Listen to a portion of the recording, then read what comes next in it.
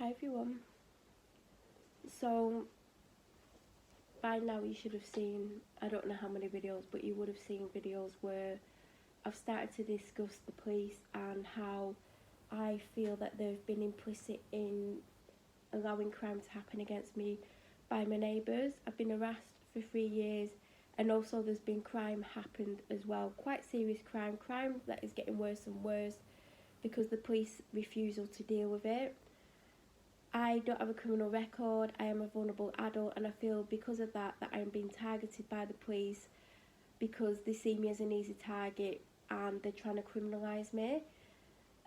This is an ongoing issue in general with the population of vulnerable adults. Maggie always said that the police tried to criminalise us because it's easier to do that rather than deal with the crime against us, and that, we're basically left being allowed to have things happen to us continuously, and the police won't do anything about it, often making us out to be someone that we're not. Now, everything I'm saying I do believe to be true. I've had to record conversations with the neighbourhood team, Darwin neighbourhood team, countless conversations which I shouldn't have to record. I should be able to talk to the police and not think, oh, they might say I've said this, they might say I've said that, because trust me, words have been put into my mouth that haven't left my mouth. And luckily for me, I did record them, but unfortunately, professional standards who are meant to deal with complaints do anything but deal with them. They also have caused me distress, they've made me feel suicidal, they've upset me on countless occasions, they've refused to do a proper and fair investigation. They either don't ring me to ask my side of things when I've put a complaint in, or if they do, they don't write down word for word what I've put. They've kind of put their own version of what I've said, and also they refuse to let me give them the evidence. Also writing a report and sending it the next day, a report that's about 10 pages long that would have took days to write, yet they suddenly managed to produce it very quickly, even though they wouldn't let me produce the evidence. Although even if I gave them the evidence, I think they would have worded the report the way they did. I have been let down massively by them. I've been massively let down by the police, and it's got to the point where there's been 3 years and it is felt now, not just me but a few other people, that the only way that I can move forwards with this is to let the public know what has gone on.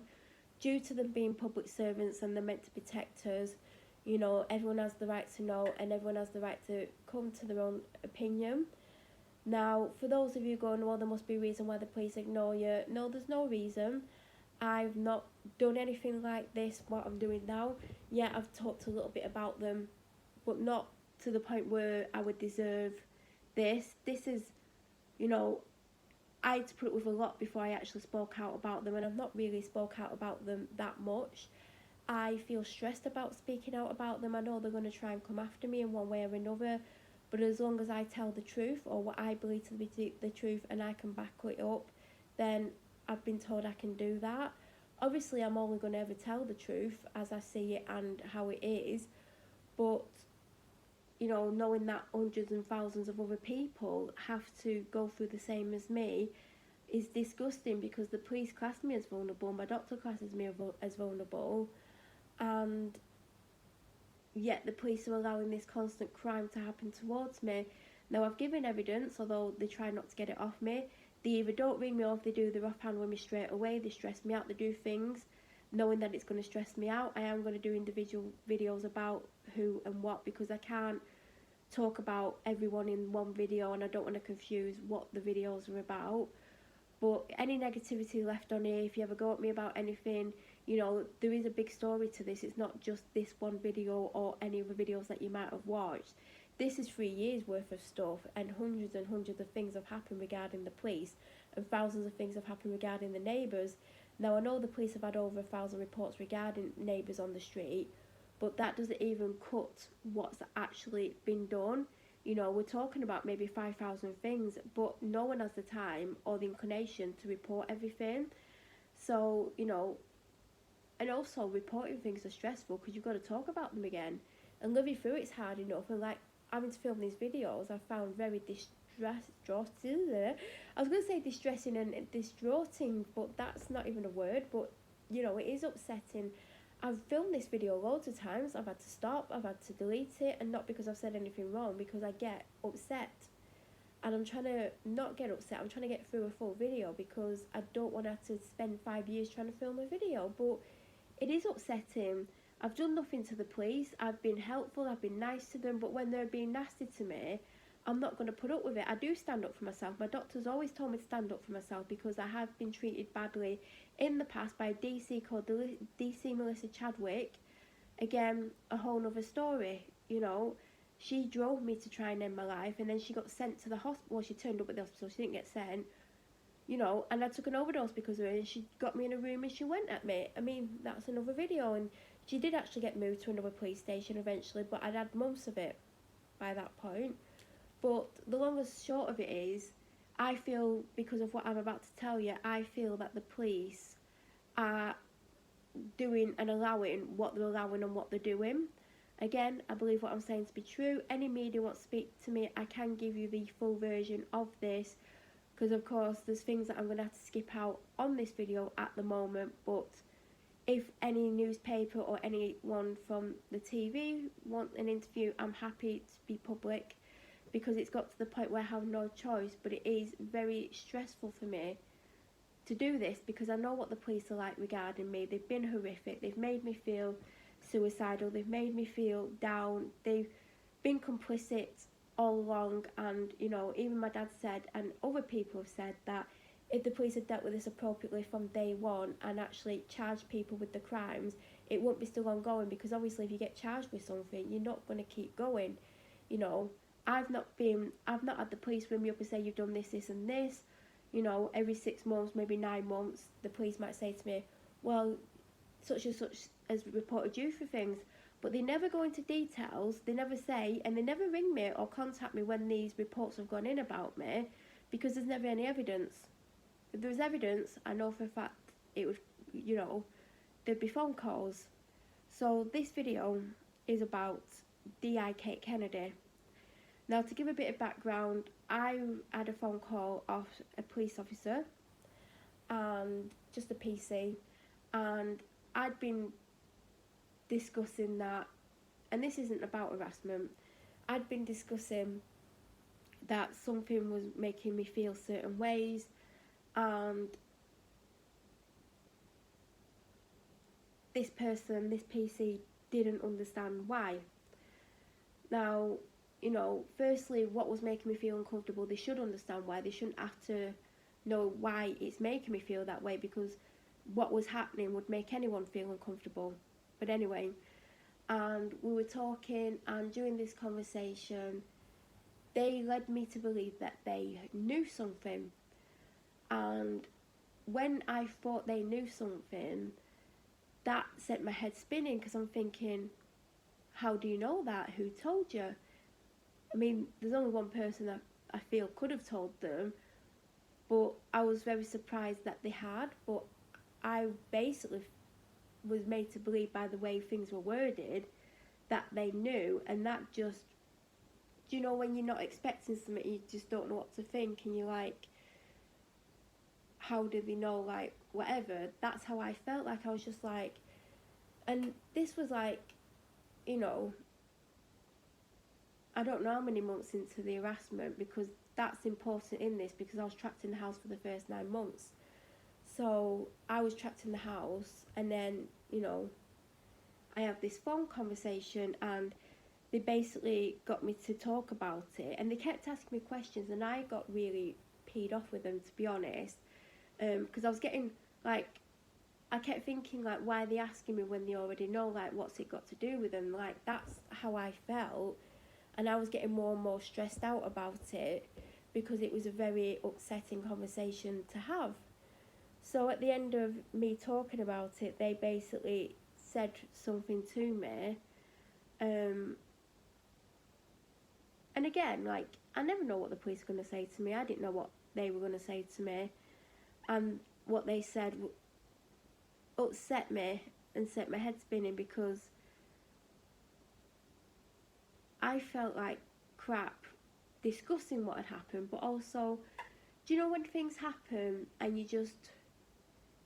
try and get on with life, and you try to not think about it because it's a difficult situation, you try to just whatever, It was like that. I didn't want to talk about it. I felt crap for talking about it because, you know, they say talking helps. Don't always help. Trust me, it don't always help.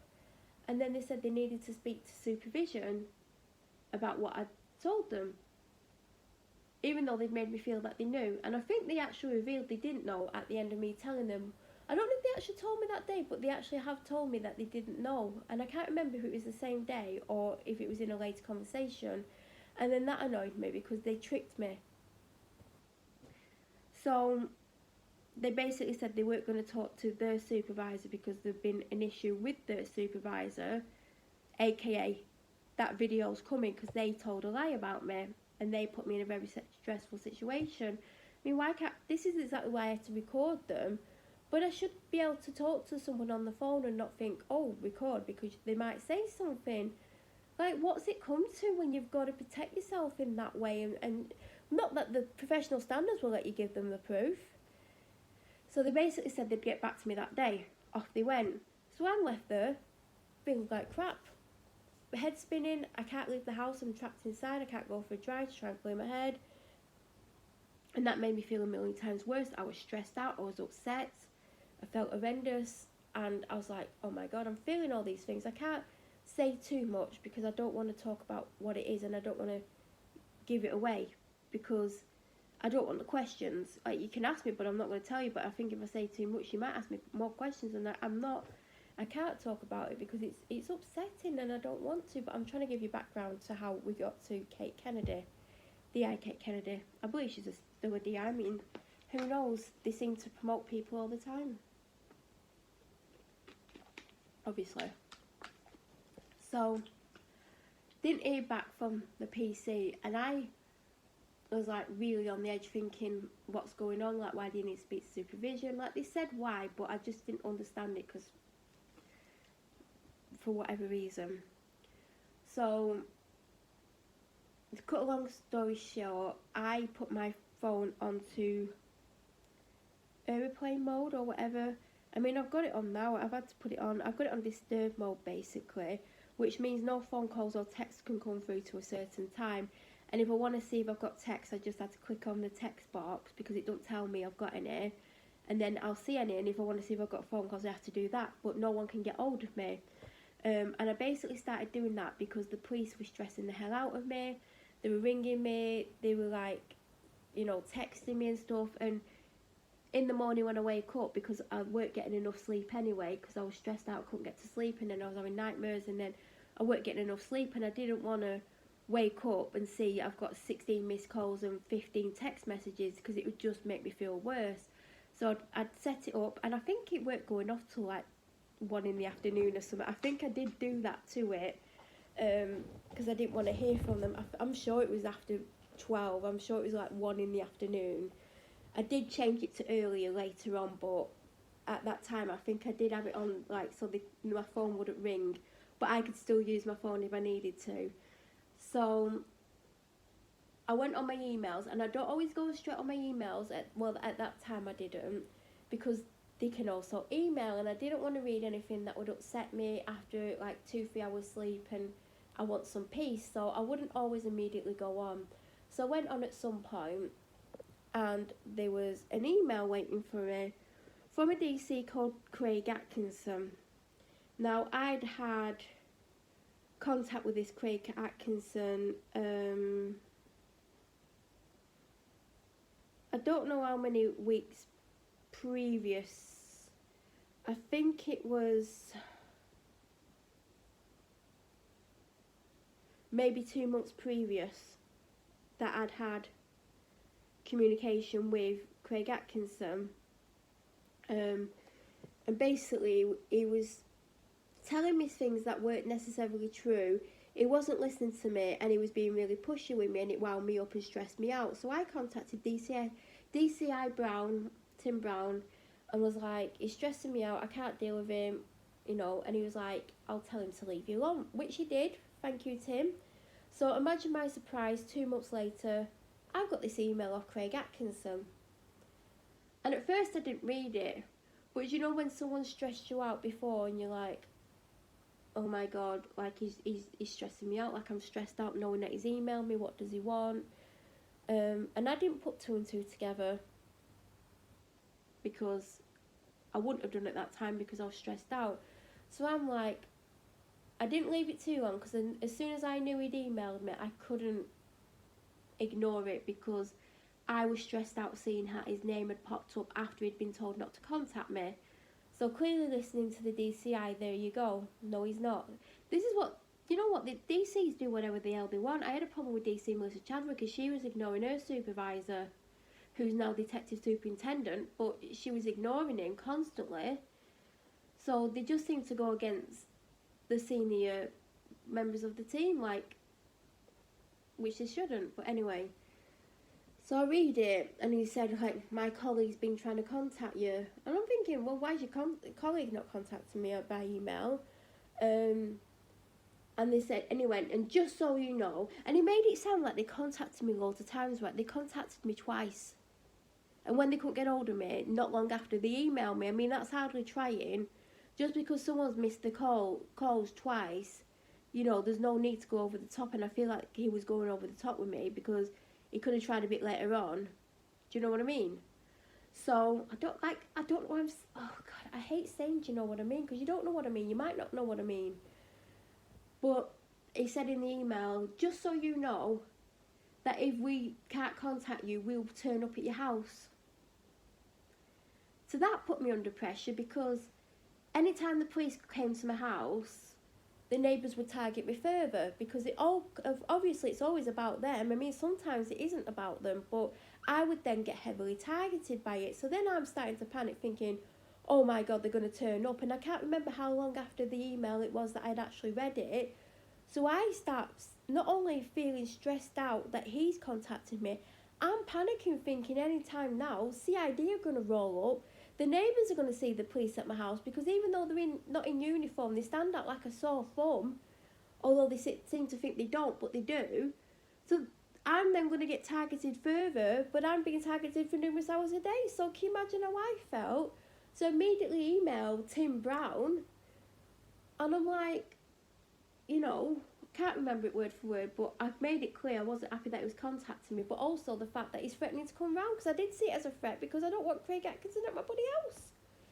Anyway, Tim was like, do you want me to get the DI to call you? And I'm like, yeah. I mean, didn't know who the DI was. So, you know, and in the email, Craig hadn't alluded to what they wanted. They said that I think he said like I'd reported numerous things. I hadn't reported anything. I'd had a conversation, and it wasn't numerous things. So not long after, because you know when Tim gets his whip out, and I don't mean that literally. Before anyone says I'm suggesting anything, but obviously when the boss says jump, you do it. So very quickly, DI Kate Kennedy was on the phone. Now by this point, I'd had 3 hours sleep. I was stressed the hell out because Craig Atkinson had contacted me when he'd been told not to. Then the threatening to come round, because I did see it as a threat because it's the police at the end of the day, and they, like, you know, and I knew if they turned up, I'm going to get crap off the neighbours. So I'm stressed the hell out. Kate Kennedy gets on the phone, and I wasn't in the mood because I didn't even know what she wanted. I didn't know what Craig wanted because Craig didn't make it clear in his email when he shouldn't email me because Tim Brown had told him not to email me. Can you see what I'm dealing with here? Like, they're just so, it's like some kind of secret. Like, oh, we're not going to tell her. We need to tell me. I'm not a bloody mind reader. Do you know what I mean? Oh, God, don't say, do you know what I mean? I need to stop saying that. Do you know what? I've been watching someone who says it a lot, and I need to stop it. It's funny how we pick things up that we don't want to pick up. So she gets on the phone, and I think she knew straight away that I was not in the mood for the conversation. You know, I think it might have been better that she'd left it a little bit, but obviously Tim had told her to ring me and she literally did it straight away. I didn't expect it to happen straight away, I'll be honest. I was in the kitchen and I didn't expect the phone call straight away. So